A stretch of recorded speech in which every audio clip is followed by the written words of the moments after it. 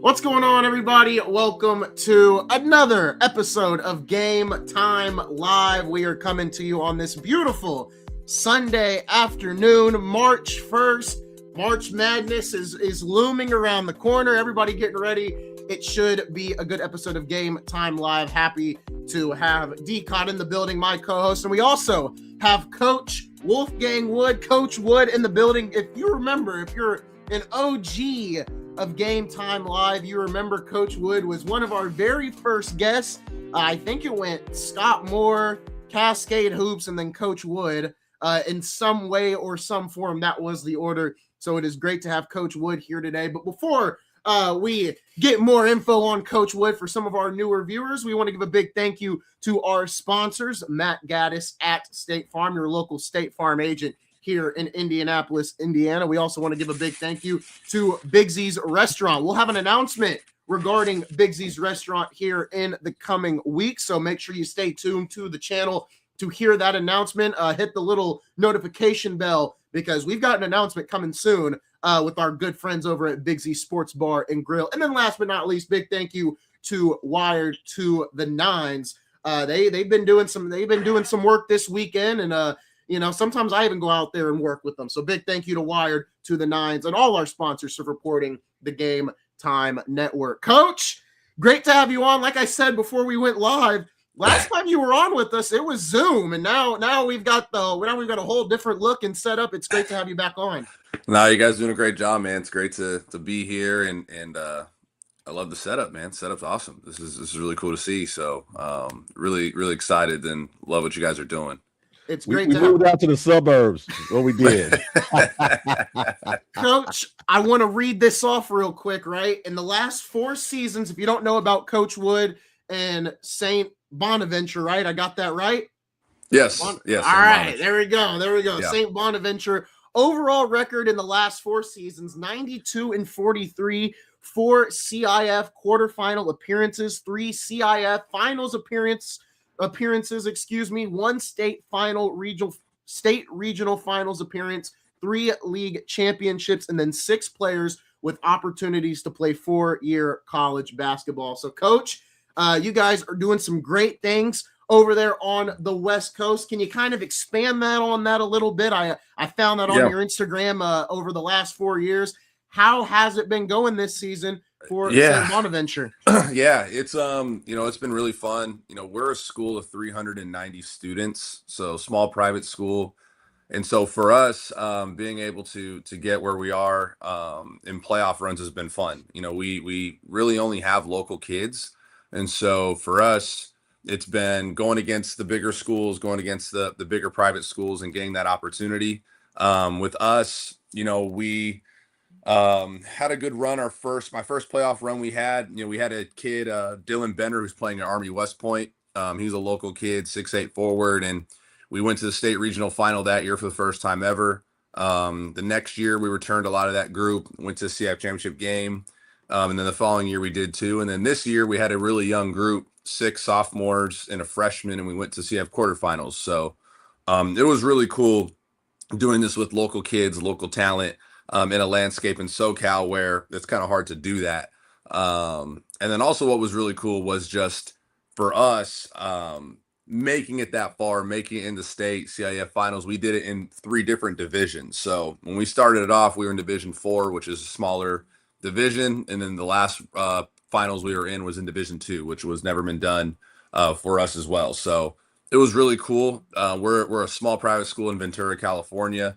Like I said, right off the beach, 390 kids. So to put that in perspective, our last championship game we played against this school, Canyon, that had probably 2,000 students. So for us to be able to compete in those games and play it down to the wire, it's been really fun. It's been really cool to see those kids really embrace it. And then for us, it's really been trying to get our kids to college. So we have one kid playing Division I basketball. Dylan Benner's at Army West Point.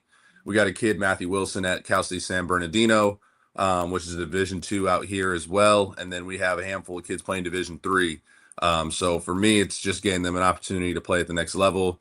I tell them whatever they do once they get there is kind of up to them, but them just getting the chance to play has been probably the most satisfying thing is seeing some of these kids get that opportunity, especially in this college landscape, as I know we talked about before. But it's been great. It's been a fun ride so far. Awesome. I like to see the growth, man. I'm hearing a more confident voice than earlier, whether last year. More smiles already, right? You know, we kind of got you warmed up with talking about your dad, which is probably one of the coolest dads I've seen in professional sports. And I would be remiss. I think some of the viewers we've got now probably wasn't on with us early on. So. So this is Leon Wood's son, everybody. The great Leon Wood, referee, NBA referee, gold medalist. And also he was here Tuesday night refereeing my Pacers against the 76ers. And I told Coach Wood earlier, I said, I watched his dad a hell of a lot more than I watched the game for some reason. Who did they play that night? It was the Sixers. And he demands and commands respect like no other referee. And I know I knocked a lot of the NBA referees and their rules. I absolutely do. But in watching him talk about a professional, a pro's pro, share a little bit about your dad for those who and I know we're not trying to do much of an interview this time, but with our new followers, share a little bit about your dad and what it was like growing up in the household. And then we can start talking other stuff. Yeah, so a little bit about my dad in terms of when he out here in SoCal, he was a big high school basketball player as well. For those that really want to put it in perspective for his game in high school, he averaged 44 a game in high school, and that was before a 3-point line existed. So I always tell people 44 a game with no 3-point line in 32-minute game is, on a bad night, he getting 30. And so wow, suffering. So he played at he was first year of college was at University of Arizona. Then he was at Cal State Fullerton, where he was an All-American. Played the Olympics in 1984, and for the gold medal team, in which I think that was the last team that had college players, I guess you could say, that won. That won. And so, from there, he's been he played in the NBA for 8 years, and then he's been reffing. And so for him growing up in the household, it's been, it's an experience, because we had, he was a basketball name. My mom played at UCLA. My sister played at Seton Hall. And so 3 basketball people that played high level basketball. So it was very, the basketball, you pick up a lot of the game very quickly. You pick up a lot of it at a high level quickly. Like you're in 4th grade, you might be learning how to dribble with your left hand. And my dad's teaching me about, hard hedging screens and diagramming that, where, you're usually learning just how to make a layup or something like that. So just in terms of learning the game in the household, it was great. Knowing that I have 3 people that have high IQs to teach me nuances of the game, whether I use it or not, has been great. Being in locker rooms when you're younger, when he refs games is always fun. You get to see pros and hear pro talk. So just those kind of things are really fun growing up to see. So it was great. It was great growing up in that household. I'm more than fortunate and thankful for that. Good deal. I love that. Now let's start arguing about some basketball, man. We got all the nice stuff out there. Oh, you got one more thing? Real quick, I want to give Coach. He's got some other things that he works on the social media side. We did a couple collaborative posts last year when we put the clips out. I want to give you a chance to promote SBC Hoops as well and kind of talk about that to our audience as well. Yeah. What do you do with this account? And then I also want to give you a chance to promote the Hoop Admin as well. Yes. Before we get to all the other talk. Yeah, so the SBC Hoops is our youth club program. I guess you could say club program that we started a couple of years ago with Mikey Hinkle, a coach of mine, a good friend of mine back here, and Xavier Harvey. And the whole thing we started with this was just giving a platform and an opportunity, along with a club, for kids to really just learn the game. We know in youth club nowadays, it's really a lot of it is just games every weekend and not really teaching it. And so we've had a good core group of kids in there where we do skill training all the time, and we try to work on the fundamental parts of the game to get them where they want to be. And we even, we've had kids that play for it in youth and they go to different high schools. And as long as they can go to a different high school and they can learn the game and really pick that up and help them on their journey in high school, then we did our job. And so we're just trying to provide a club and another opportunity and an avenue for kids to learn the game the right way. Obviously be competitive, but are you having a basic fundamental foundation to get ready for high school, whether it's in high school at our school, whether it's in high school somewhere else. I tell them like, hey, I don't mind if they go to another school as long as they're taking what we learned and they're able to incorporate that. So it was great with SBC. It's been fun. We have one girls team and a middle school girls team, a boys 7th grade team and a boys 8th grade team. So it's been really cool to see. And then talk about Hoop Admin a little bit for us. What is that all about? So if anyone, by the way, Hoop Admin on Instagram, an amazing account put on by Jason Weatherall and I, Steve Moore, Alex Carmen, who also does Beach City Hoops. We kind of came up with this platform of we wanted to provide a platform to help just provide exposure for men and women's hoops. And it's outside of what you would think, and there's a lot of platforms nowadays that are really going for the ultimate clicks of getting the number 1 player in the country or the number 2 player in the country. There's so many platforms that have that and they have so much exposure. So we wanted to provide it for the JUCO player that's underrated but scoring.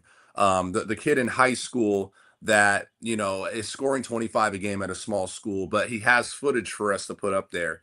And so we've been able to put a platform together.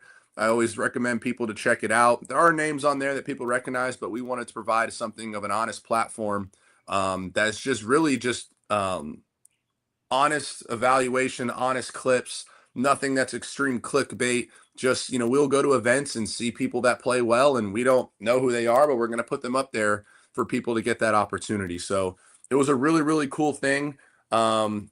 We managed to get videos from all over Vegas, California. I was in Alabama earlier. We had some clips from Alabama. So just really, really cool that we were able to kind of expand it. So obviously anyone on the East Coast that has footage or wants to get their name out there for a high school kid with some honest film, the Hoop Admin's here for you. Awesome. Coach, great to have you on. Make sure to go check out those accounts. I'll promote them a little more as we continue our conversation.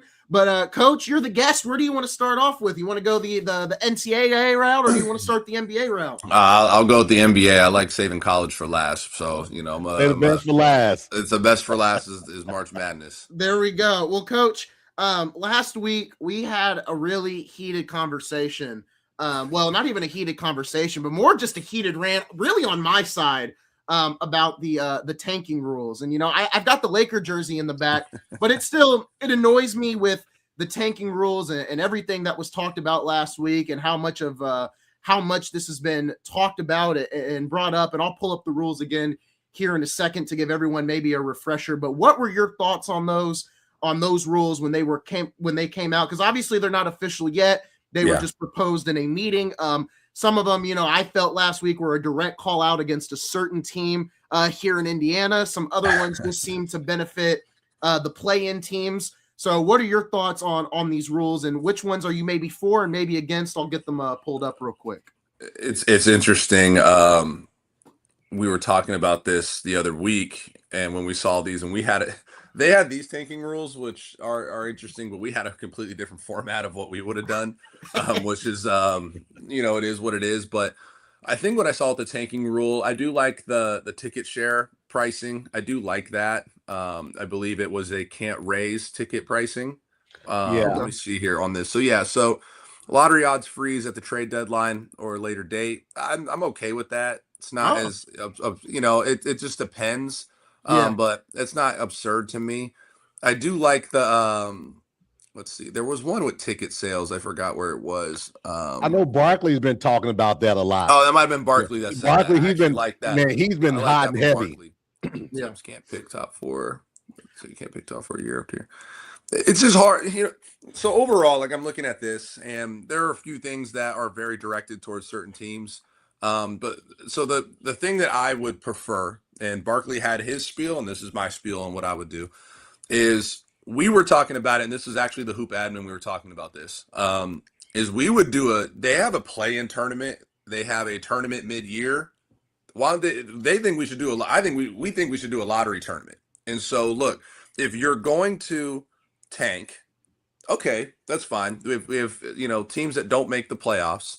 Then you take the 10 worst teams and you put them in a tournament, and then you play for the number 1 pick. So now you can't tank. You're going to have to play your dudes. You're going to have to play your dudes unless, everyone there is just not going to play their guys. But we wanted to do a 10-team tournament of the worst teams in the NBA, and it's a mini-style tournament. Maybe the last final round is best out of 3, but the winner of that tournament gets the number 1 pick.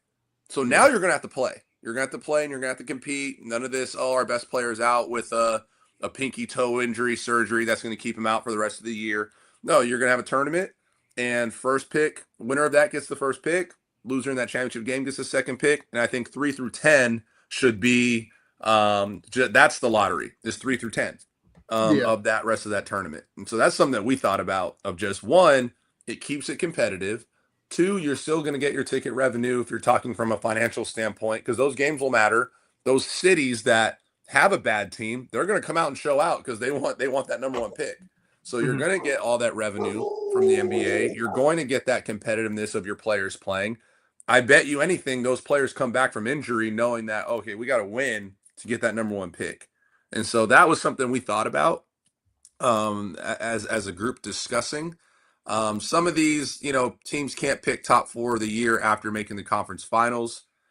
I mean, the thing is, a lot with this I see is there's a lot of variables that are uncontrollable. There are teams that actively tank, but there's teams that just have injuries. And like the Pacers you're talking about. Yeah. I mean, Halliburton tears his Achilles, who's the main guy on their team. Another guy gets hurt, and now you're saying, oh, well, they're actively tanking. No, I mean, their franchise player tore his Achilles in the NBA Finals. Yeah. So, I mean, there's teams like the Jazz that seems to have every single team player is out right now, and there's teams like that, but I just don't like the active tanking rule sometimes because there are teams that just have bad situations. Well, one of the things I said about that, the tournament piece, not a biggest fan of, is because if I'm a player and I'm on the 15-man roster, I know it varies between the G League and all that. Yeah. I'm playing hard to potentially have my job taken. True. Potentially. Right. That's true. So yeah. but with that said, you hope that your organization sees that and you're somewhat rewarded. But that's you depending on your organization. Yeah. That's the only rub I've got. The example I use is Pascal Siakam, right? Obviously near and dear to my heart. The man's playing 35 minutes a game. At the time when the Pacers were fined $100,000, he had played in 51 of the 55 games. I had seen this man play harder than he had played even last year. And I said on this show, Rick needs to not play him in the fourth quarter because he's too damn good. Yeah. The dude, he's arguing Rick on the sidelines to get back in the game.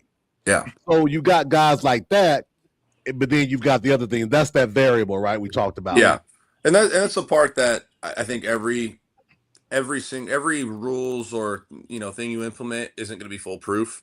Right. I just look at it like the teams that are actively taking their stars out and sitting them for the rest of the year.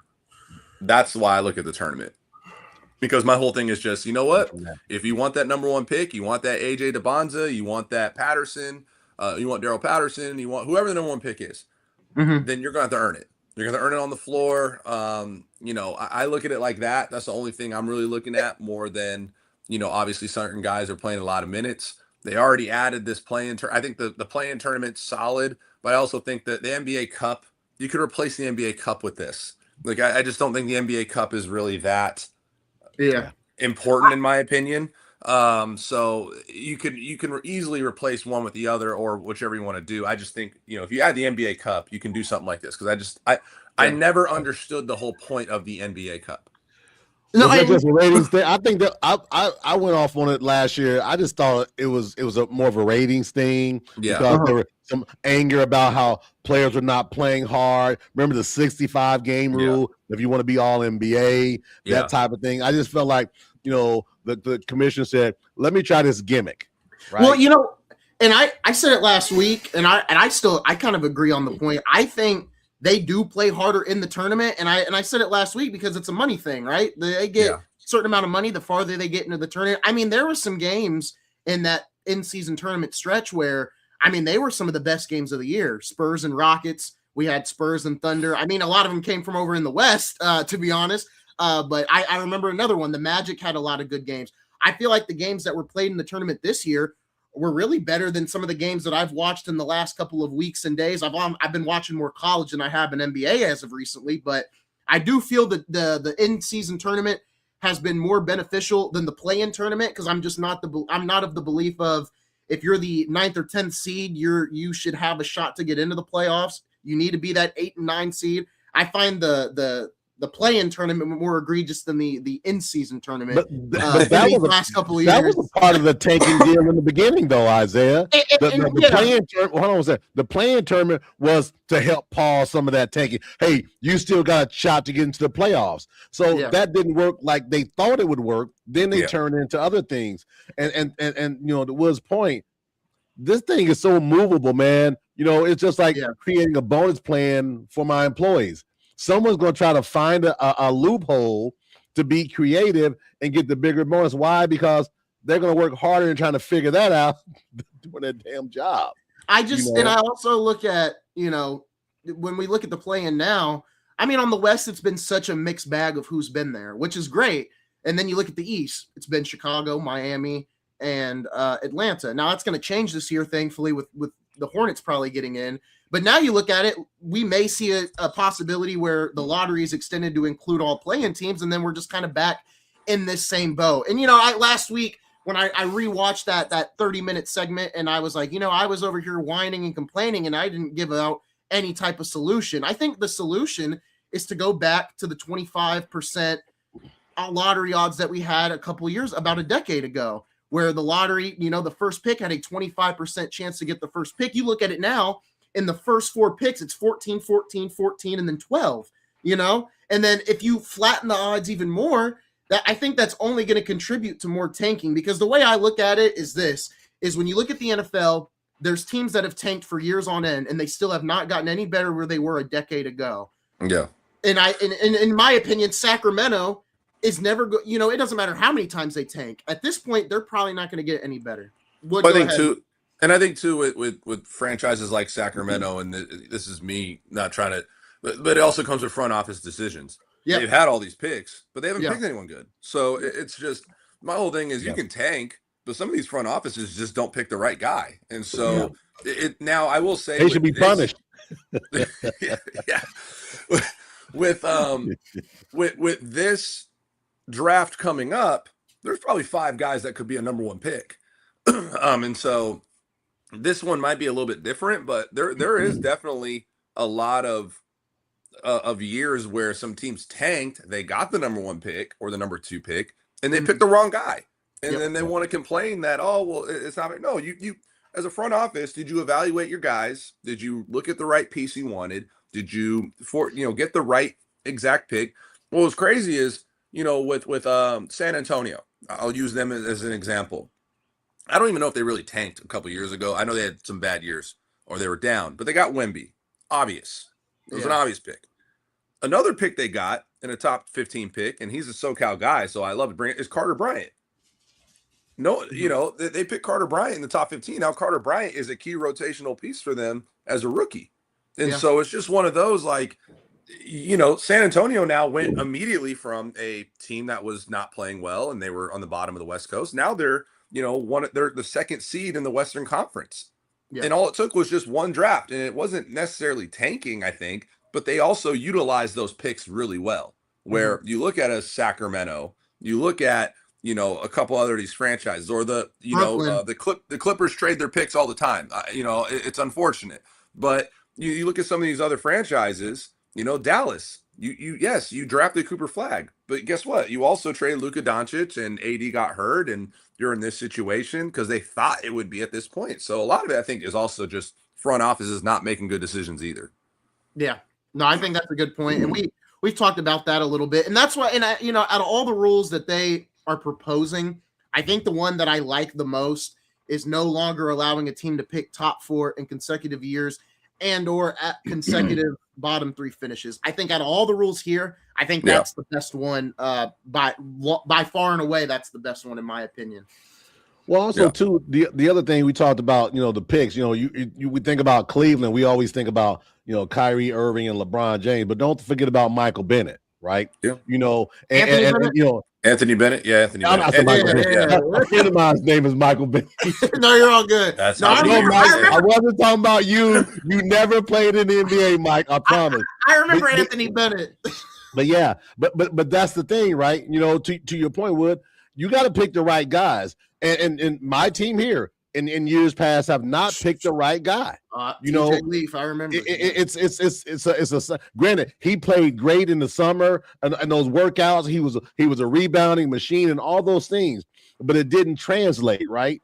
And unfortunately, I'm a roulette player, so sometimes it feels like roulette, man. You got most of your numbers covered, but just so happens it kicks out of yours and drops into something that's not there. So with that said, as teams pick these guys, if there's no accountability within their organization, seems to me like the NBA says, we're going to make you accountable, right? To that point about you can't go back-to-back years picking top 4. You missed it last time. Mm-hmm. So I think that in that case, I think that's okay. But the one I'm really disappointed about is playing in the Eastern Conference Finals one year and not being allowed to have a top 4 the next year. That goes to your point, Wood. It goes into the variable of injuries and a lot of different things. Players leaving. What if you got 2 guys that are up for new deals and you only can sign one of them, right? Well, even like I said, I'm not a huge Lakers guy, but even with the Lakers, unfortunately, sorry, Isaiah. That's okay. I'm not either. With the Lakers, though, they got 7 guys on a contract year right now. Yeah. So hypothetically speaking, if they made the conference finals, which they won't. If they made the conference finals, they have 7 guys on a contract year and they all leave. Yeah. They have a terrible year the next year. They're out of luck. Yeah.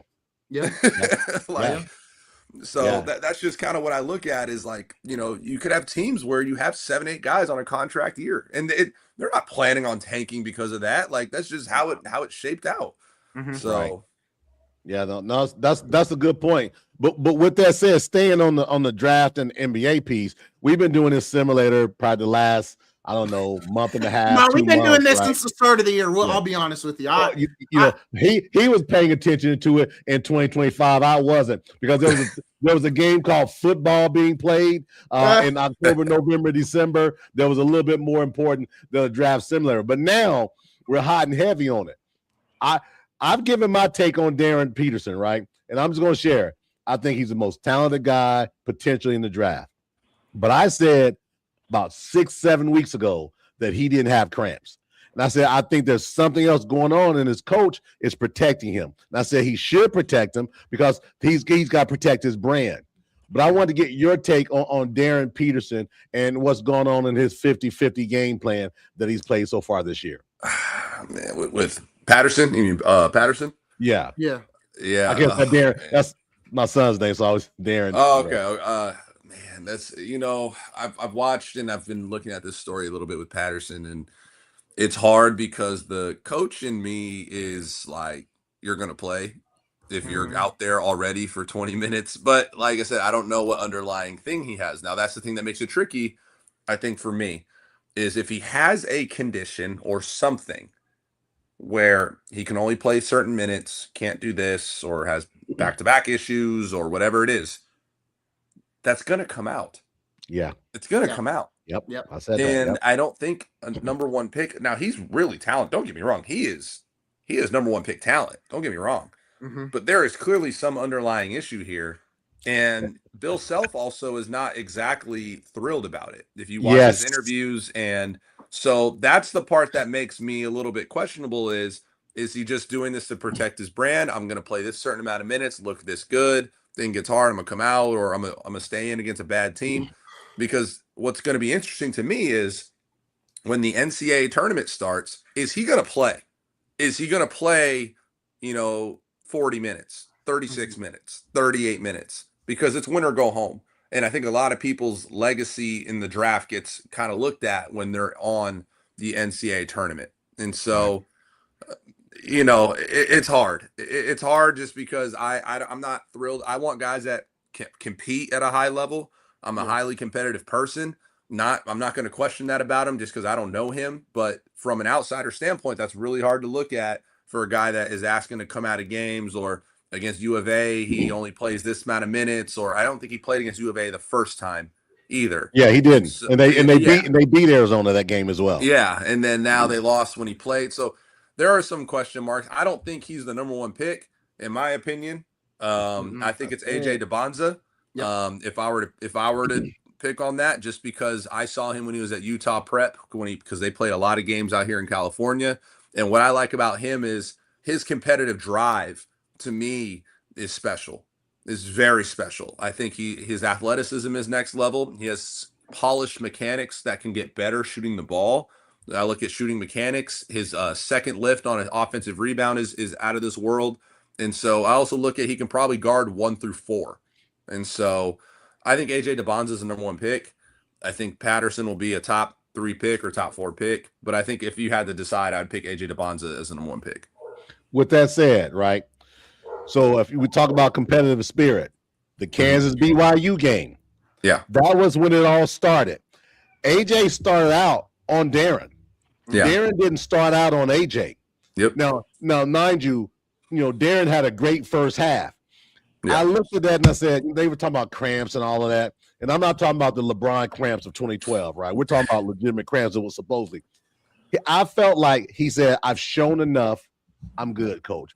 That's when I started questioning, right? Again, to your point, you don't know what's going inside a man's body or his head, so you can't say absolutely, right? But with that said, at this point, and I've said this for a bit now, he can't be my top pick unless I find out there's something going on that makes me feel better about Darren. I just don't think there's anything I could hear about Darren that if I'm the Pacers, that he would be my first pick. Yeah. And again, I know my guys just said, Reggie said AJ to the Pacers. Yeah, I agree wholeheartedly with that. Yes. Because he I believe of the 5, he fits what the Pacers need the most. When I say the 5, Darren, Boozer, AJ, Wilson, and also Acuff. Yeah. I look at I think what you said too. I think DeBonza has the highest ceiling. Possibly Patterson's up there if he's healthy or whichever you want to call it. I like Boozer. I just worry with Boozer. A lot of his game is predicated on him being a lot stronger than people, and a lot of those moves he makes in college. Good player, don't get me wrong. I mean, he was a heck of a player, heck of a high school player, but that's not going to work against an NBA seasoned player.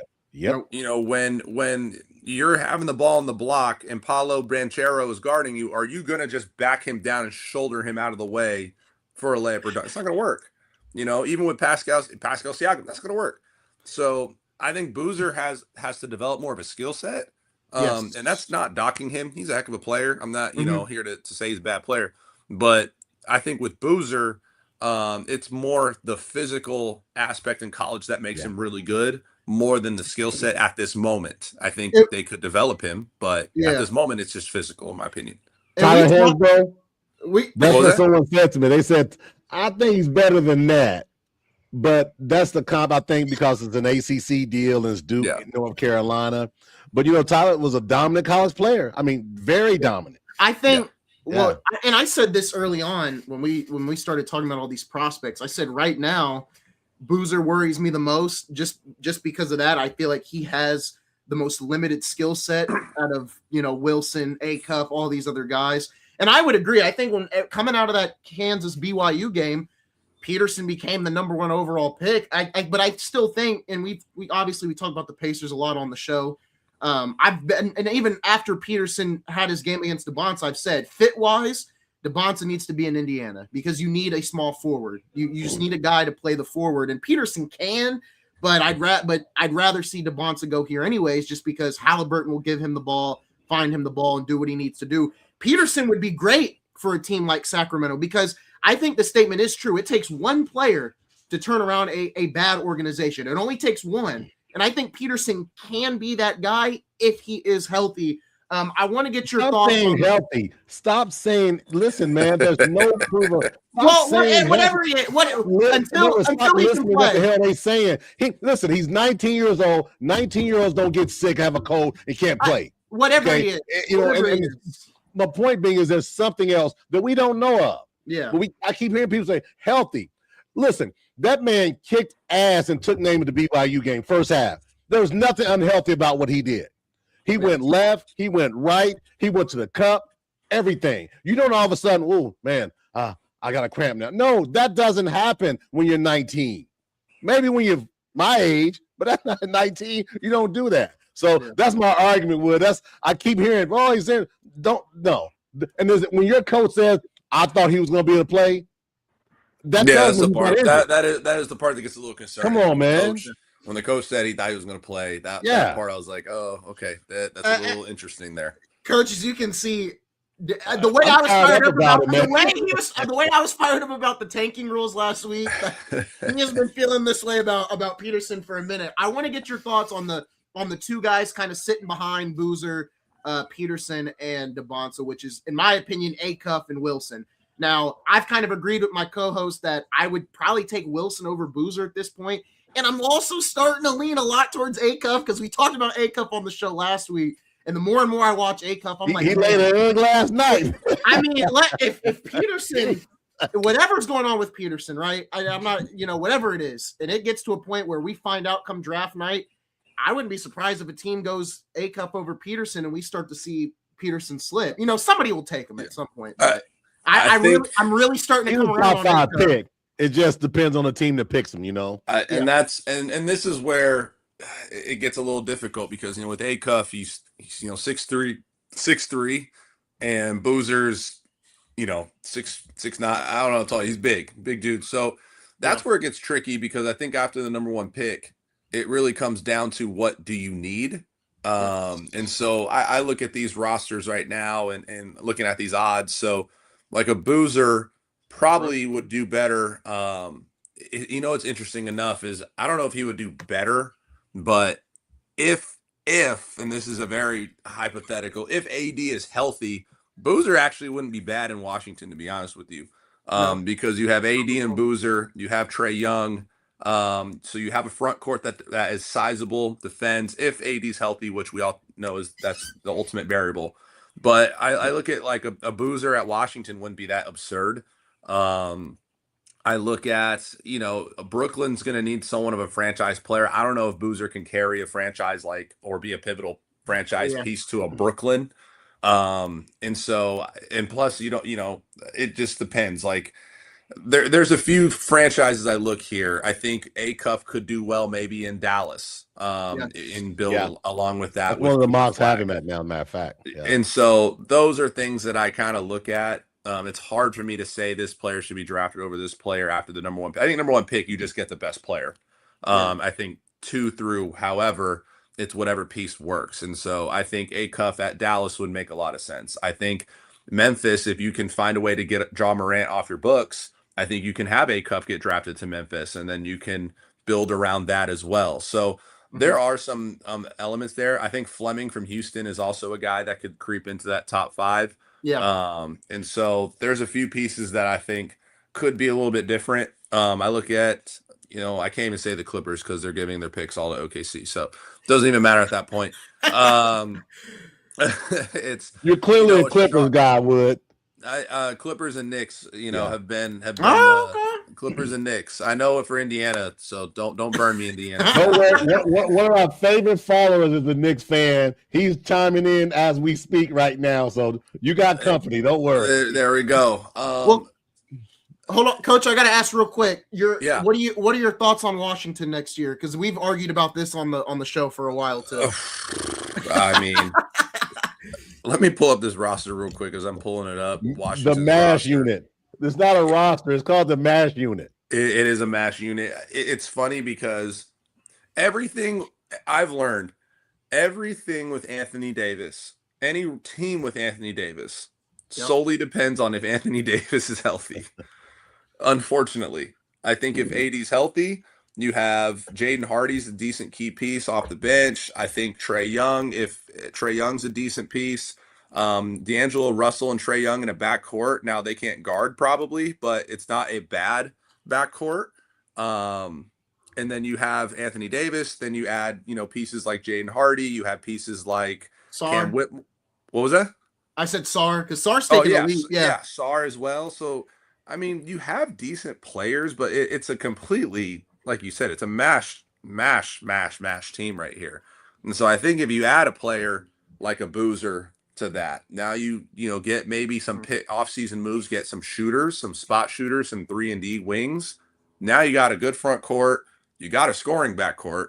Now you get some 3-and-D wings. You might have some decent action right there. So it's Washington, man. It's unfortunate because they're one of the major cities, and I always want major cities to do well for entertainment and marketing purposes of the NBA.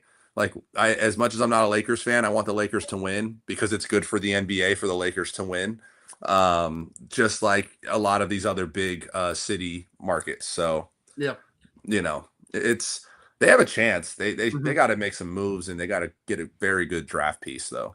Yeah. With that said, you talk about when you start a conversation off with if he stays healthy, it should stop right there, right? Because we've got to show what we got to see what we've seen, and what we've seen is an unhealthy Anthony Davis.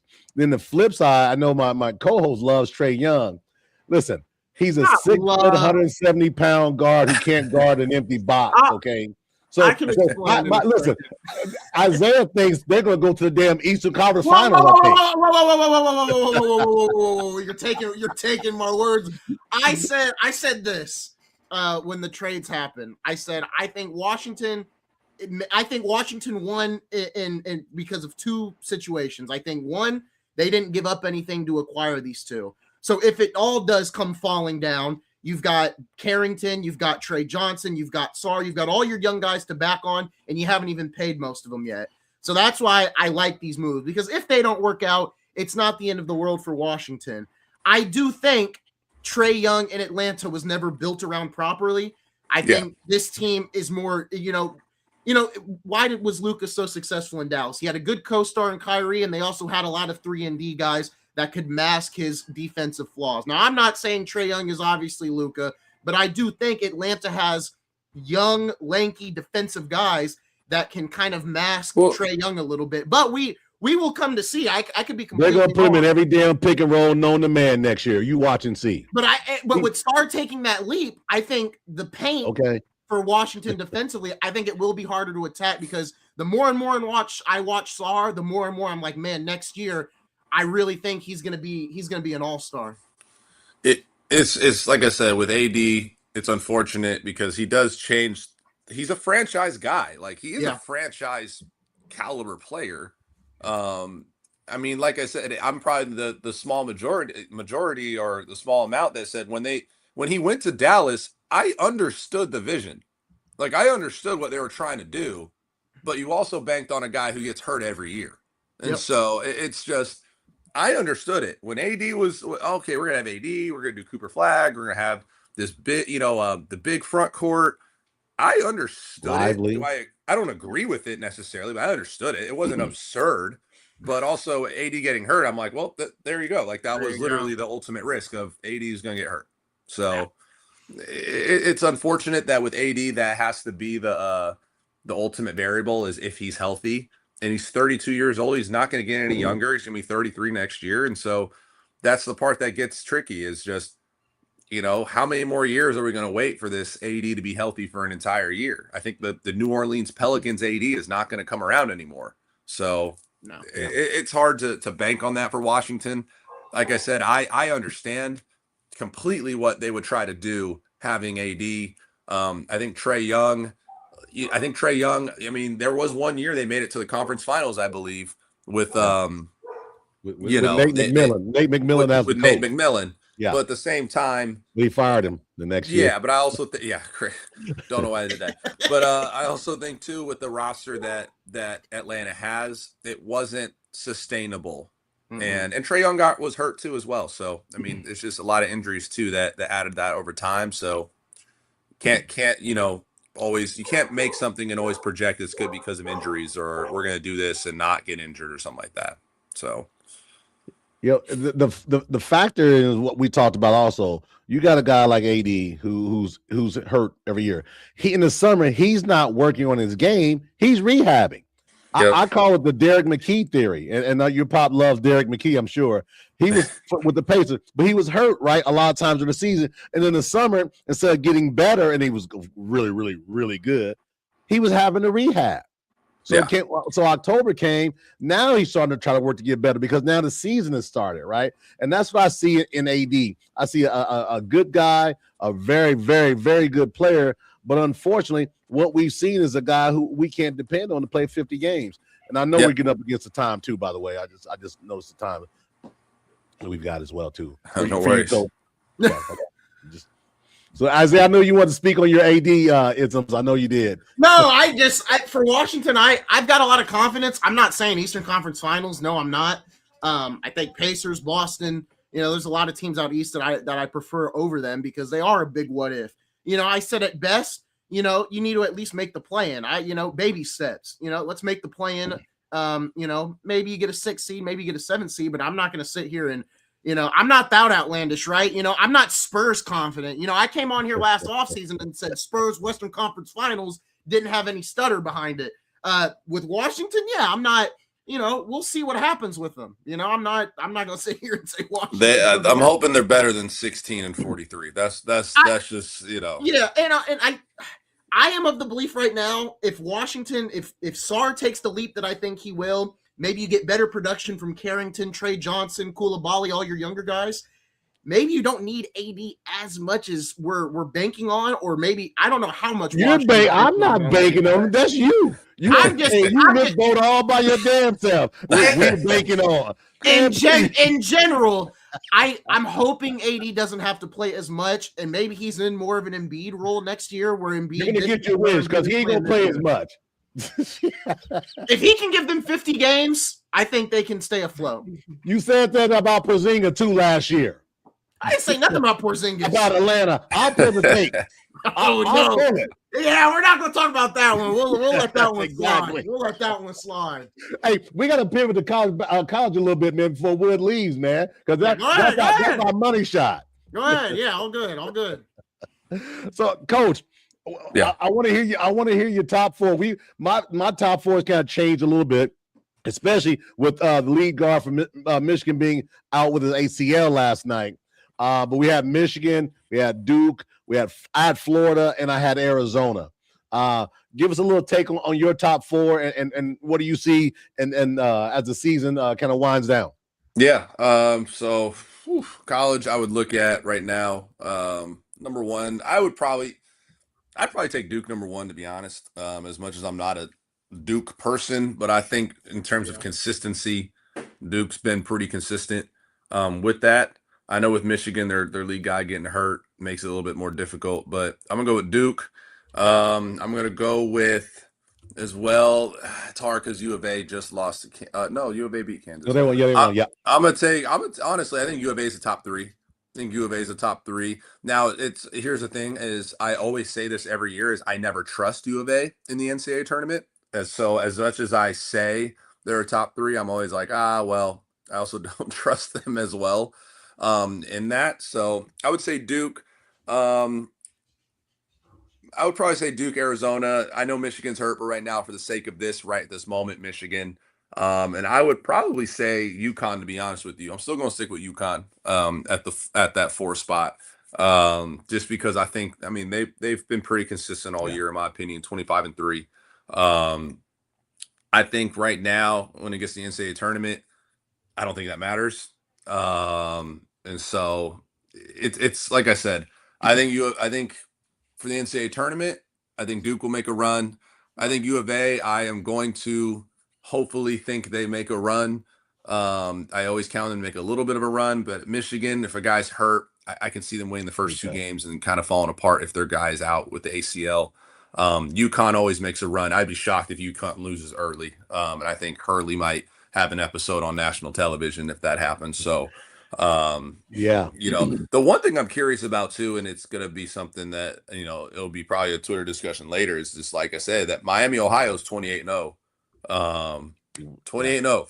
Now I know it's mid-major hoops, but I'm very excited to see if they can make a run to the Sweet 16 or maybe the Elite 8 being 28-0. As it gets later in that year being 28-0, it gets a little bit tighter and a little bit more scarier. So, there's talk. Someone said, I forget which one of the streams said, they've got to win the tournament. I don't agree with that at all. By the way, it was Bruce Pearl. It was the and I don't give a damn about what Bruce Pearl really says anyway. But them having to win their tournament at an undefeated team, man, that's a tough pill to swallow. It's hard because they are nationally ranked 21. Yeah. So I don't know how you miss the tournament. I don't know how you miss. I know with those mid majors is tough. The KenPom ratings are obviously a lot different too. So when you look at KenPom, I don't know where they are in KenPom. I just know in the top 25 they're 21st. So I do think though. Here's the thing though. In a conference tournament they're in a mid major, they'll probably win the first 2 games. And then even if they lose in the conference championship, I can't imagine at 29-1 they don't get in, or whatever record it is. If they lose in the first round of their conference tournament, could be interesting, but I just don't see that happening. They're probably going to play someone that's in last in their conference, so I think they'll be okay. But I would be shocked. I mean, that would be a very, very, very shocking thing for me. It'd be a tough pill to swallow, man, for sure. I think another team, and he Coach mentioned UConn, and that's just a team you trust, right? Especially when you get to March. I think another team that I trust is Texas Tech. I just trust them to get it done and to get deep into the tournament. That's another team that, and I'm not the biggest college basketball fan, but I have been more invested this year. And Texas is a team that I really like. A team that I liked early on in the year, but they've kind of slipped is Louisville. We'll see if they get in. They've had a couple losses down the stretch where it's like, I don't know, but I did like Louisville at the start of the year, but they have slipped off a little bit. But Texas Tech is someone that I'm pretty high on. The teams that I don't trust in the NCAA tournament, and this is not me. I like them, just historically. Be careful; they're gonna call you a hater. That's okay. I'm not. Purdue loses early every year. Purdue loses. Wait. Clip that. Purdue. I'm just saying. Every time I fill out a bracket, I know they're good, but they just seem to lose early every year. But maybe they'll prove me wrong. I look at this, it's not the Virginia of old, but Virginia's playing pretty well. Gonzaga just lost to St. Mary's last night. I think that actually helps them, to be honest. I think that helps reshape them a little bit, but I know that Gonzaga is usually due to get to the Sweet 16. I look at teams, like Nebraska's 23-4. I'm curious how well they'll do this year in the tournament. Vanderbilt is now having success as a program. I'm curious how they'll do. And so it'll be some interesting teams that, make runs or don't make runs. I look at teams, Alabama makes it deep every year. BYU is 20-7. I'm curious, is this a year? I know AJ DeBonds is a heck of a player, but is this a year where they make a leap as a program with all the NIL money they have? Yeah. And so these are all just kind of things I look at. St. Louis is in the top 25. They're 25-2. Is that a team that's for real, or are they going to play someone like a St. John's and get a little overwhelmed? So shout out Brady Dunlap, though, Southern California kid on St. Louis. So it was really cool to see. So it'll be interesting. I'll probably look more and do my digging this week and kind of look at the brackets and kind of this is my favorite time of year, honestly, is not the NCAA tournament. It's the conference tournaments of the mid majors that I like watching. I like watching those more than the NCAA tournament because it's a little more. You got matchups. You got potential the third game, right? Yeah. And you see a lot of that, right? But I wanted to get your take on 2 topics that I've been on. Well, one is Florida. I want to hit that. And also Phylon for Alabama. I'm a Bama fan, so I'm not trying to be haven't been a homer all year. I haven't brought his name up a lot. Mm-hmm. But last night against Tennessee, he's a sophomore. He showed his worth. Bama has been averaging 91 points a game all season. I think they scored 28 points in the first half against Tennessee. Phylon took him under his wing, and that second half was dominating. I think when it comes to Alabama, Nate Oates does a really good job. He runs an offense that, has them play percentages of 3-point percentages over twos. So he goes with the analytics approach. And so I think with Alabama, I think they'll be fine this tournament. It depends who they match up with, but they're going to win some games. I think I'm not too concerned with them making it to the Sweet 16 unless they get a matchup that's difficult. Now, if they're like in that 5-12 matchup where they play like a Ivy League or something like that, always interesting to see how that rolls. Yeah. But I think they'll be fine for the most part. And then what was the second? Florida. Very impressed with Florida. Them two big men they've got. Really impressed. Todd Golden, man. Todd Golden. I mean, obviously they won it last year. Or did they win it last year? Yes, they did. Yeah. They did win it last year. Yeah. And so with Todd Golden, he does a good job. I'm curious about their guard play is going to be the key. And, we all know when it comes to NCAA tournament, it's your guard play. How can you manage possessions? How can you take care and limit those turnovers? And so I think with Golden, they had a good win last night. I mean, they beat down Arkansas. Wasn't close. It wasn't close. And so I think that they'll make a run. I know Golden, like I said, when a team has already won it, you can usually count them to get a couple games in the next year. So I'm excited for it, though. I can't wait for it. I'm sure I'll be tweeting a lot about it as I watch it too. Awesome. Sure. Coach, we got to have you back on, man. This was awesome. Yeah, absolutely. You give us a little more, you give a little more analytical approach, and so I like having you on. This was a great discussion for sure. Of course. I do have one request, right? Yeah. And this may be overreaching. Man, Yeah. I'd love to get on and get your dad to talk on after the season's over with, man, and just talk hoops with him. I'll make sure I'll pass that message to him and see what I can do for sure. I'm a big fan of his, so yeah, I'm a fanboy when it comes to that. So, but I would love, but I'll be a pro though, man. I'm not gonna just be gushing, but yeah, I'd love to have him on and talk his perspective on how he's been showing his longevity while being still a respectable, referee and all what he's done. Absolutely. I'll make sure to pass that on, and I'll make sure to try to get on another time, guys. I always love being here, and I appreciate you guys so much. Yes, Definitely, sir, Coach. Hey, good luck next season. Keep us posted on things. Absolutely. Yes, thank you. Coach, I'll hit you up. I'll definitely get some clips generated, and we can get those on your account and my account. We'll get those going after the stream's over. Thank you so much. Yes, sir, Coach. Yep. Have a good one. Bye-bye. All right. Well, folks, we got a couple more minutes on here that we will spend just kind of talking. Coach Wood in the house, spending an hour with the fellas, man. Are you kidding me? Awesome having Coach Wood on. It was great to have him on. We were gonna have him on last year during those finals recaps. He was a little busy and stuff like that, but we will definitely have Coach Wood on in the future. Folks, gonna be a good day today. Make sure to check out. We've got IndyCar coming on right now. NASCAR is down in Austin, Texas at COTA. I'm excited. NASCAR season continuing to roll. Didn't get an after hours last week recapping the race at Atlanta, but 23-11 Michael Jordan's team back-to-back wins to start the year. Tyler Reddick looking to do a three-peat. No NASCAR driver in history has won the first 3 races of the season in a row. So we'll see how that goes today. I finally I got me a Carson Hocevar diecast. I think I officially found my new favorite driver in the Cup Series, so I'm very excited about that. But hey, man, look, Darrell, I gotta say this regarding the NBA, right? I really do feel like there's only one solution to all this tanking stuff, and I really do think it is about rising the lottery odds again. I think that, to me, that's the only way you're going to fix this. And honestly, I just, and I didn't say it then, and I'll say it now. I think either way it goes, I think the NBA has their hands so much in the pie now with the lottery. Even if the odds do change, I still think Silver wants his hands on the pie. He wants his hands in the pie so much. He's not going to be able to take his hands out of it.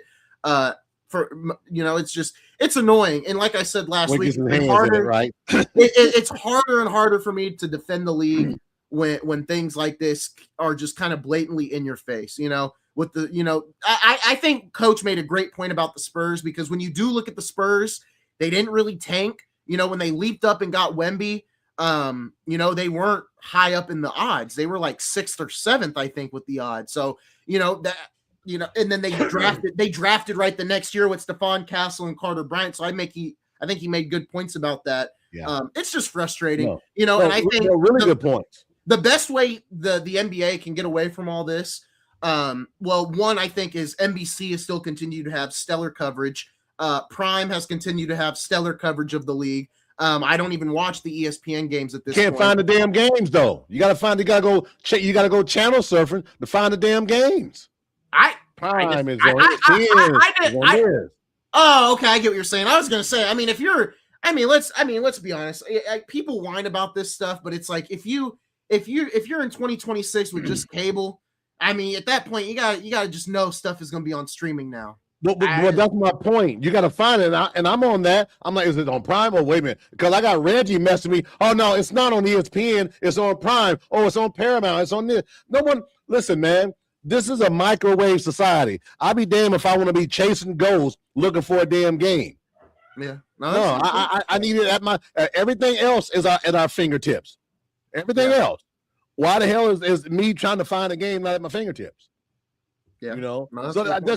That's just my perspective, right? And I've talked to a lot of people, and they've said the same thing. Damn, man, I didn't realize the game was on that channel because I was looking for it, and you're half of the game in, or if it's a college basketball, it's 12 minutes ago when you find the game. Yeah, that's I don't know. I guess I know the schedule a little more. Like for example, they announced, like for me, maybe because it's just I follow the NBA so much on social media. I already know, like, hey, this game's on NBC tonight. Like when they announced Sunday night basketball in America, I already knew. Like I knew it was coming. So it's just college too. You know that college as well too. Yeah. So it's like that's my point. A lot of this stuff I already just know just because I follow so much of it on social media. So maybe that's why. Well, fine, whatever. I'm still gonna cry about that. I'm just saying, everybody's got different perspectives on it. I think there's been a couple positives this year, and I really do think Prime and NBC coming in and absolutely making ESPN look like a fool is great. I think that's one thing. And hopefully we have another stellar playoffs. I think last year, we whined about the calls and whatever, but when you take away from it, me and you both came on here and said probably the best playoffs in the last decade, since probably 2016. Yeah, but and there were some personal feelings in there, right? Yes, we had the Pacers and the Knicks, and Corey knows I hate the Knicks, but I give him hell, right? Because they're the Knicks, right? They're always going to be there, and the Pacers had a hell of a run, a magnificent run. Mm-hmm. But to that point, right? Looking back, Knicks, I don't know what this year is going to do. You loved Knicks Pistons, remember? Well, no. Well, hold on. I was going to go. Yeah. And I meant to ask Wood about that because we talked about the NBA, but I wanted to make sure we hit some college. The Pistons, they had a tough game this past week against Cleveland. People say, well, their best players are out. We shouldn't have been that close. It's the NBA. Things happen like that. Yeah. I've seen nothing over the last week and a half to tell me anything different than what I've said about the Pistons coming out of the East. But here's the only caveat. Man, they've got to get that shooting right, man. That outs they got to get. And I thought when they got rid of Jaden Ivey, I thought, man, it was a great opportunity, man, to go out and get Duncan Robinson help because Duncan Robinson has played well. But his problem is, come playoff time, they gonna put him in every damn screen and roll known to man. Yeah, because you do that with Duncan Robinson, right? Mm-hmm. But I felt like they missed the boat on getting a guy that could stretch, right? Or they I guess they was looking at what's my guy at he went to watch traded to Dallas. It was at Minnesota. My guy, he was Giannis's sidekick. Giannis's sidekick. Help me out. Jay, I don't know. You got me lost. Anyway, it'll come to mind. But anyway, some veteran shooting, right? Yeah. And the tough part was they didn't do that, man. Mm-hmm. And I think that may be something that holds them back come May. Like I've said, I think I said it a couple weeks ago. I think right now my pick is Boston, which I would have never. Like you said that to me a couple months ago, I would have said I'm crazy myself if I would have thought Boston would be here. But I do think it's Boston. I know we got Corey in here, and Corey, I've been saying this since the start of the year. This is the Knicks year to win it. That's not me saying that's my pick. That's me saying because if they don't do it this year, Chris Middleton. That's who. Chris Middleton. You said Atlanta. He played in Milwaukee. No, listen. No, he started in Milwaukee. He got traded. He was at Washington, and Washington traded him to Dallas. Chris Middleton, I feel, would have been a good addition to the Detroit Pistons roster because he's a veteran guy. And no, Reggie, I'm not high. I'm drinking my mushroom coffee. Stop hating. Corey, I just with the Knicks. I don't know. I think this is the year they got to do it because if it isn't this year, it's not going to be next year. Like I said, for two teams in the East, their window is closing. It's the Knicks and the Cavs. Your window's closing, especially the Cavs because you traded for a 36-year-old that's going to give you 6 points in Game 7 or Game 6 in the playoffs. Boy, hey, bitter much. I know. I'm going to continue to rip into it because I can't wait. Well, I've got a guy at work who comes to me every day and he says, "Oh, Cam, I'm going to send you this clip, Cam." Comes up to me, he's like, "Man, did you see them Cavs? They got to win over Detroit." I'm like, "What? Remind me what part of the season we're in again?" And he, regular season. Yeah, regular season. Make sure you say it, right? We're in the regular season. We're not in the playoffs yet. We're not in the first round. We're not in the second round. We're not at the time where James Harden starts. We're not at that point yet. All right, we're gonna get there. He doesn't have to carry the load, man. He talk about Robin. He is absolutely Robin in this dynamic. He is definitely not Batman, and this is his best chance. I'm not saying, and I'm not a Harden lover or anything like that, but this is his best chance, in my opinion, as because Cleveland has two guys, big guys in that back end. They're going to rebound and they're going to defend. Two strong guys, young guys. This is his best opportunity in that regard. So all these teams in the East, you better make hay now because there's a team in Indiana is about to get healthy. They're about to get the number 1 pick. Yeah. And they coming to see you come November next year. So I'm just saying, just be careful. Darrell, I want to ask you one thing before we start to wrap this up. I think the Hornets will get into the playoffs. I think they will get out of the play-in. When you look at who they may play, right? Is there anyone that they could give a fight to? Because if you remember last year when we were previewing the first round, I said Orlando's going to give Boston a hell of a fight. And they did. I'm not high on Orlando this year as I was last year for obvious reasons, but is there anyone, because we've both praised the Hornets. You've praised them a little bit and more. I saw them in person this week. Yeah. So when you look at them, is there any team at the top of the East? You know, I think maybe Toronto's a given, but that top 4, specifically eyeing that top 4, is there anybody that you think they can maybe make this a 6-game series? You know, I think they can make a 6-game series against the Pistons because they shoot. They do something that the Pistons don't do well. Shoot. That's true. That's a good point. They had the big issue with the brawl, right? Yeah. They match up pretty, and this was just like last year with Detroit against the Knicks. The matchup, I think they match up well against the Pistons because the Pistons don't have a big shot blocker. They don't have a big, Jalen Duren is great. Well, very, very good. I don't like using the word great.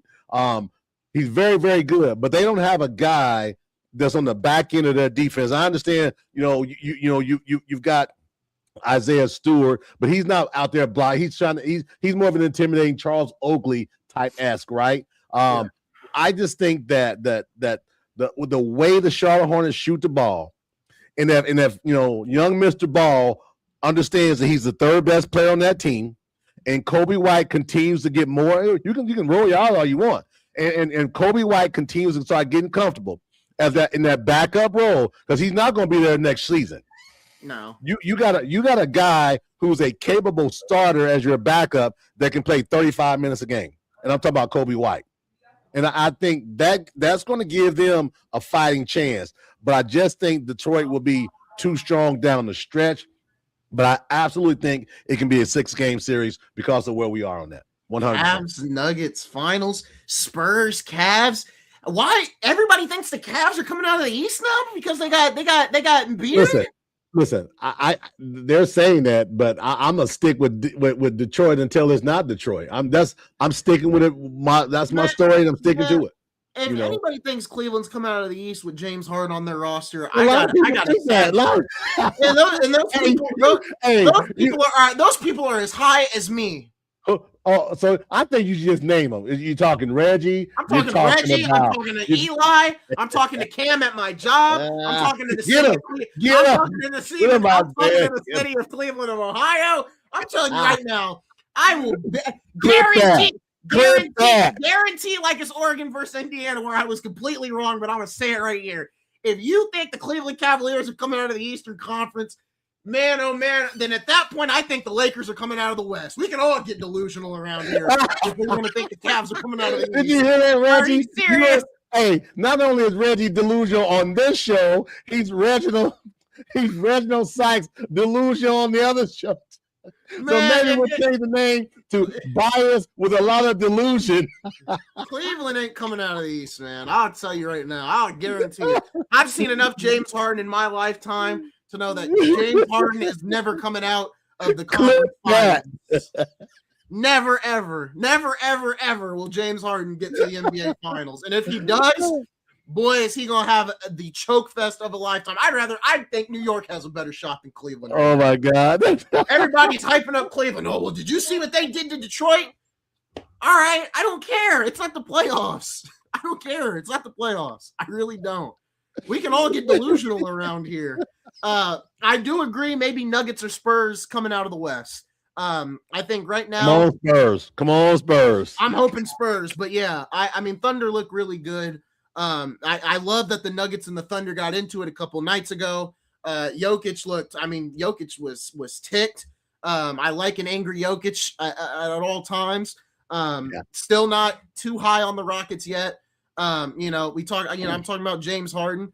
Let's see what Slim Reaper is doing now that he can't tweet on his burner account no more since that got exposed. So we'll see what KD is actually going to do. He's the only one with a burner account in the NBA. We're going to see what KD does. Timberwolves, that's my guy, Anthony Edwards. I love Ant to death. Don't get me wrong. I love the Timberwolves. And then after that, the rest are nobodies. Nobody cares about who else is in the West. Nobody cares about the Lakers. Nobody cares about the Suns. Although props to the Suns, they did better than everyone expected. But nobody cares about the Suns. Nobody especially cares about Golden State. Props to the Blazers for taking a step into the play-in. I'll give them props. The Clippers, Benedict Mathurin, playing pretty well. I think, they could get out of the well. Man. I think they could get out of the West. The Grizzlies are a crapshoot. Dallas. The Pelicans are absolutely distasteful. And the Utah Jazz, they're there. And then last but not least, the team that should have been fined in the Sacramento Kings. They're so bad, I'm not even going to show them on screen. I'm so impressed with how you broke things down to the team by team by team. You skirted past your Lakers. You didn't talk about the last second shot miss. You didn't talk about the blowout last night. They put on Golden State. Man, they're so up and down. There's just no need to. They still got a bad mix. I think they got a bad mix. I think they got a bad mix of players. And Coach Wood makes a great point. I mean, they've got a lot of guys on a contract here. I value that as a good thing. It's time to, and like I've been saying, time and over, you got a 41-year-old making $56 million. You just can't do a lot with that. Getting rid of Gabe Vincent, really good move. I hope you can bring Luke Kennard back, right? He shoots the ball really well. He needs to be off the bench, obviously. You got to put a defensive team around Luka, and I honestly keep Austin Reeves. I'm fine with it at this point. It's tough, man. That you got guys that are vulnerable, right? And we talked about this 2 years ago when Boston kept putting Tyrese in that high screen. Man, you got two guys that against them shooting averages against Luka and AR-15 are 49% and 48% respectively. If you don't go and get you somebody that's going to protect that rim, Mark Williams, clip that, or somebody's going to defend and make up for those guys' failures, it won't matter. They've got to get they need shooting, but if they don't have someone protecting them, because DeAndre Ayton has checked out, he's checked out. We're gonna talk about this. That was something I've done really well not bringing up the Lakers, and we're not gonna stay on them at all that much longer. But I do got to get on this about Ayton. I don't understand why, and I said this in the offseason, Darrell. You remember I said this. when we talked about his willingness to play at a high level, I said this, then why did you come here? Because if you want the ball, you shouldn't have came here. This is not your job. No one is I'm not asking you to come out here and put up 22 and 15. I'm asking you to come out here and give me 8 and 15. I don't need you to score the ball. You mean the other way around, 15 and 8. Because he can score. They don't need him to score 20, but he's going to defend. But that's what he wants. That's my problem. That's what he wants. We don't need you to do that. We need you to go get us 15 rebounds and block the ball. But that's just not who he is. But I said this in the offseason when we talked about Ayton coming here. I said great pickup because you just needed a center. But I said, if you want to score, why in the hell did you come here? There's LeBron, Luka, and Reeves. And with the leap AR took this year, you as sure as hell wasn't getting the ball that much at this point.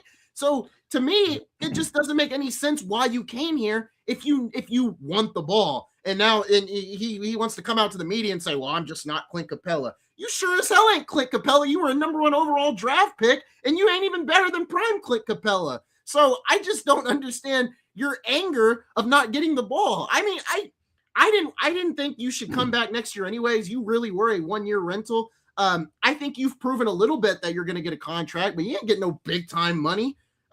You're not gonna get no big time money going somewhere. You better have fun in Golden State next to Porzingis and Curry. On a 2-year deal for $36 million. He won't go to Golden State because he's got Saginaw Strangler is going to give him hell. He needs to go somewhere where there's not a lot of pressure for him to perform.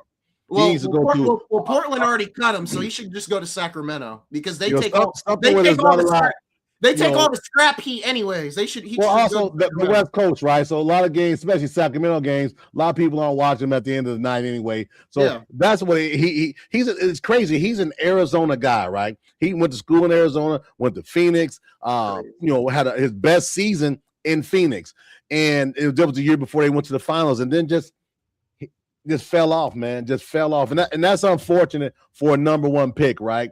But with that said, he's a serviceable player. He's not a superstar player. I don't think we've ever said that, but I don't think this out of the realm of possibility for him to be a 12 to 14 point guy and a 8 to 12 rebound a game guy. I don't, because he's athletic enough to make it happen. The thing is, it's between the ears, man. If he's not motivated, it don't matter. Don't matter. And at this point, dude, he is falling off the truck, man. Hey, you're lucky it doesn't snow in Los Angeles because he'd get snowed in again. I'm just, like I said, I'm not, I've not, you told me last week, I'm surprised you're bringing up the tanking as a Lakers fan. Yeah, because I love the Lakers and I want my team to do well, but I'm tired of the league being bastardized and the league continues to just not care about that. I want the product to be good. I could, when basketball starts up, I could give a damn about football. I want to watch basketball. But when we start talking about when Adam Silver for the 3rd time in his tenure as commissioner says, let's do a tournament. It's like, man, can you not come up with any other creative thought other than a damn tournament? I just don't care. That's the answer. That's the go-to move, man. That's like that dance move you always go to when in that. No matter what the song, you do the shimmy, right? And that's what it seems like. The in-season tournament got so much flack. I think the in-season tournament's better than the play-in tournament. I really do. In-season tournament has produced really good games. I'm not in agreement with that, right? Because that time of the season. I'm sorry. There's another sport called football going on, and I promise you, any game that's playing football that week is going to be more watched than a in-season tournament NBA game. I disagree. And again, I get it. I'm just saying, for me, I'm okay with play-in. Keep the play-in. The in-season tournament, there's not a lot of interest for me. There was better in-season tournament games than the Super Bowl. Well, that was good point. You make a good point there for sure. Last couple Super Bowls have been duds, man. I mean, it's like the NBA and the NFL have switched the last couple years. Where we're getting pretty good finals, and now we're getting bad Super Bowls. I don't know what's going on. I'd like to just get 2 good ones on both sides. Shout out the national championship though. We got a good game there. Folks, who won the national championship in college football again? Wasn't the Buckeyes? All I know. It wasn't Bama. Hoosiers. There you I'm go. telling you. They're going to celebrate for a long time with that one. we're going to have some NFL content coming back around because of the draft. And not only that, our NBA clips ain't doing well.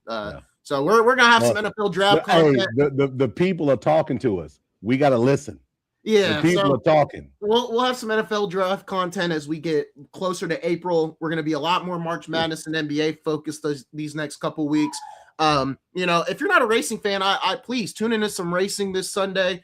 The IndyCar's on right now. They're at St. Petersburg. NASCAR's down in Coda in Austin, Texas for the Circuit of the Americas. Tune into some NASCAR, kind of enjoy that a little bit. I know, we're starting to get to the point where the two major sports are starting to make their exit here in the next couple of months. So try to get into some new sports.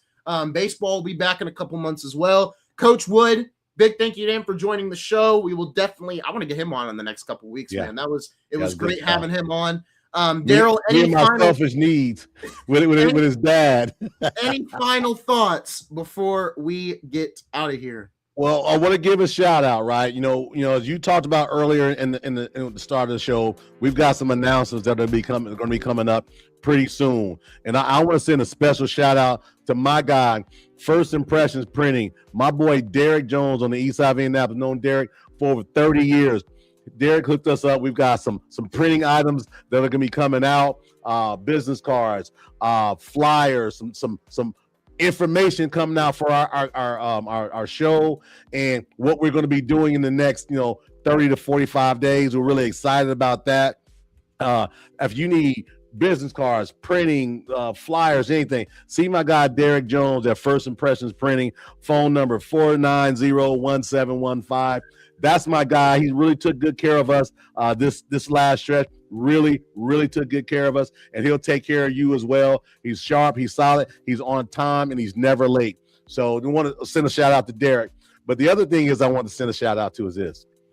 I want to send a shout out to my dang on other side co-host, and that's Reggie Sykes, right? I've been giving him a lot of hell of late. Reggie's been pining for us with truth, bias versus bias with a little truth. We were at the Pacers game the other night. This dude is selling like his life depends on it. Anybody we walk by, hey, you want to see our show? You want to see our show? You want to take a look at our clip? He is all over it like white on rice, man. And I got to give him a shout out. Yes, I don't like him. Yes, we don't get along. But he does a good job in sharing and talking about the Game Time Network. He's been a good partner with that, and I appreciate the support, man. But I just want to make sure I did give him a shout out. But a lot of good stuff going on this week. We're connecting Tuesday, right? I believe so. Yeah, we're connecting Tuesday with some things we're going to be working on. We may do a show on Tuesday, but I don't know yet. I may do a Cots Corner at a undisclosed location. There you go. And also I've got my guy is going to be on with me, Mark Monteith, in the next coming weeks on a Cots Corner as well. He is the thesaurus of Indiana basketball, sports in general in Indiana. Really sharp guy. I can't wait to get him back on the show as well. He's really sharp. He's very informative, and he has a lot of good information to share as well too. And then, folks, and then I will have a Game Time after hours, probably after today's race at Coda. Our first episode about Daytona did really well, so I'll definitely have another one of those coming out. I want to give a shout out to the IU East men's volleyball team. They are starting off pretty well this season. I believe they're 3-1 in conference play. Got a big win over Rio Grande yesterday. So shout out to my IU East Red Wolves continuing to rock and roll. Big shout out to them. And I think that's going to do it, folks. Make sure to check out more content. Go ahead, Darrell, one more thing. I'm sorry. I forgot. My guy, my family member, Scott Moore, going into they're going to conference championship game on Tuesday. The Grace College Lancers are playing Tuesday night at home to be the number one seed in the NAIA basketball. You got this, Scott. Don't even worry about it. You're gonna coach your butt off, and your players are gonna play their butts off as well. So, good fortune to you all and your team, and I look forward to great things Tuesday night about 9:00, hearing how they took care of business. Give them hell, Scott. Let's go, Lancers, folks. That's gonna do it for this episode. As you guys have heard, we'll have an episode of Cots Corner coming out. Bias with the Little Truth will be back this week. It's kind of like our first take here on the network at this point. Yeah. So, and I love it to death. So make sure you guys check it out. that is going to do it for us, folks. We'll see you guys next Sunday for another episode of the flagship show, Game Time Live. We'll see you guys then.